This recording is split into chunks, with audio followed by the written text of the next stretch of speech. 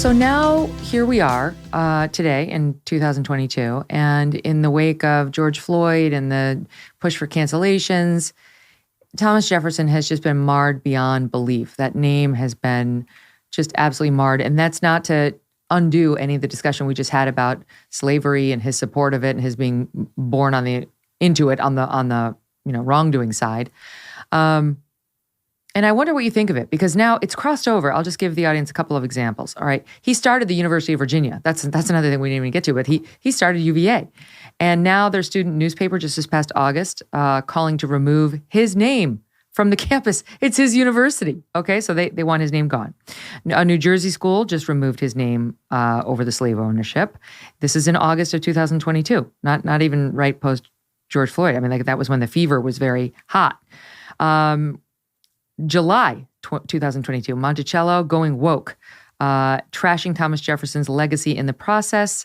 They, let's see, I'm trying to find exactly who did it, but now they're talking about how it offers a lecture on the horrors of slavery as soon as you get there. That one of the visitors or somebody who runs another institute said the whole thing has the feel of propaganda and manipulation. People on the tour now seem sad and demoralized. Placards with conversation starters on the topic of civil rights festoon a patio outside the snack shop, according to the New York Post. Is all men are created equal being lived up to in our country today, one reads? When will we know when it is? It continues, supplying a negative answer to the first question. Ibram X. Kendi, Ta-Nehisi Coates are in the visitors center's shop. Only a single biography of Thomas Jefferson exists there. And then finally, you've got New York City Hall removing the Thomas Jefferson statue. That just happened last November of 2021. On and on it goes. Two of his descendants want his DC memorial replaced. It's like, it reminds me of the Winston Churchill, foundation they get together every year. And now it's turned into just an annual Winston Churchill bash fest. We're unable to separate the misdeeds from the man. And I realize they're all part of the same thing, but they, in the minds of these people, they overtake and overshadow all the good people like Jefferson or in the case of Churchill that they did. What do you make of it? There's a lot there, Megyn. I'll start this way. He's going to survive this. In other words, he's not going to be erased. Some wish to do that. This won't happen. Moreover, he wrote the most important document in American history, and that document has liberated peoples all over the world. Ho Chi Minh was quoting the Declaration of Independence.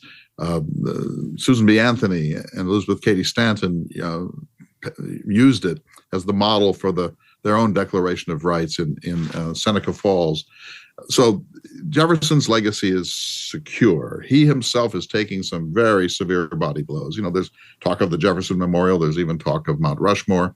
I think he will survive this. I take the whole man theory, Megyn, that we have to balance this out. Yes, it's very, very bad. And I'll tell you why it's so bad. Because he's the one who said all men are created equal. Washington didn't say that. Madison didn't say that. Monroe didn't say that. Jefferson said it. And so he's like the poster child for this thing because it's so obviously impossible to square these two things about Jefferson. So he's really taking it. And part of this is reaction. Because for so many decades, he was kind of given a pass on this question, that among slaveholders, he was sort of the best of them. And if you had to be a slave, Monticello, and that he was reluctant and so on. And that's not really true. So part of this is a corrective to a long period of white narrative that has not faced the unpleasant truth about this thing. So I think the pendulum has swung dangerously, and Jefferson is just part of a much larger movement, as you know. I think it will swing a little bit back, and I think he will survive this. But here's my point, and I'll see if you agree with this. You mentioned UVA.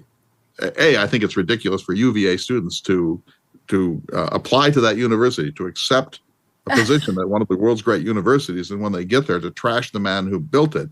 But that's another question. I think that's a form of presentism that's kind of disturbing.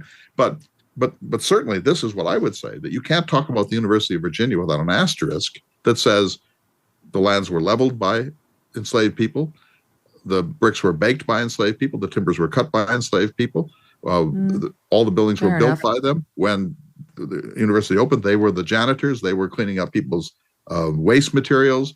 They were the cooks. So fair enough. When I went to Vanderbilt in my first year in the early 1970s, they boasted of having 9 African-American students.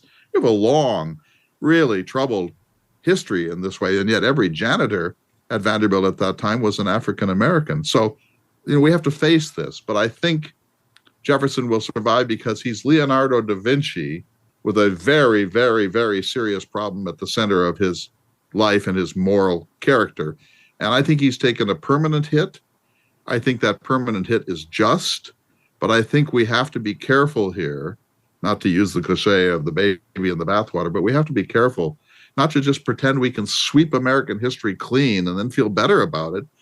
The facts of American history don't go away if you remove Jefferson's statue. In fact, in some ways, it becomes harder to talk about the facts and the complexities and the paradoxes of American history once you erase too much.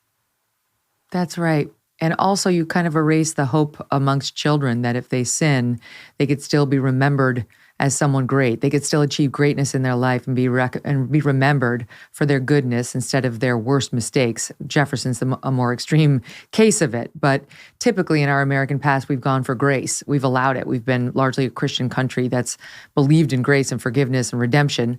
Only now have we turned on that in a way that, you're only about your worst sin. Short on gift ideas for people? Well, not everyone wants the new iPhone 240, whatever number they're on. In fact, a hard economic year for most has caused essential gifts to be more needed and wanted than ever. Fortunately, you can easily give an essential gift this year, and that is delicious meat. Good Ranchers has gift boxes and gift cards so that you can give America's best meat and seafood this Christmas, and you should. With discounts on orders of 5 boxes or more, you can save on gifts for the whole family or your business. With 100% American USDA prime and upper choice cuts of beef, chicken, and seafood, you are sure to beat out the new socks and regifted candles for the best gift of the year. Head on over to goodranchers.com. Use the code Megyn, MEGYN, at checkout for $35 off your delicious gift of meat. If you know someone that likes meat, then you know someone who's going to love Good Ranchers. Your gift goes farther with them because they take the premium price out of premium meats. Go to goodranchers.com and find the perfect box for you or a loved one in their curated selection of hand-trimmed meat and seafood. Give the best meat in America, support local U.S. farms, and get $35 off your essential gift with my code Megyn today. Hey, thanks so much for watching. If you like what you just saw, hit the subscribe button for more clips and full episodes.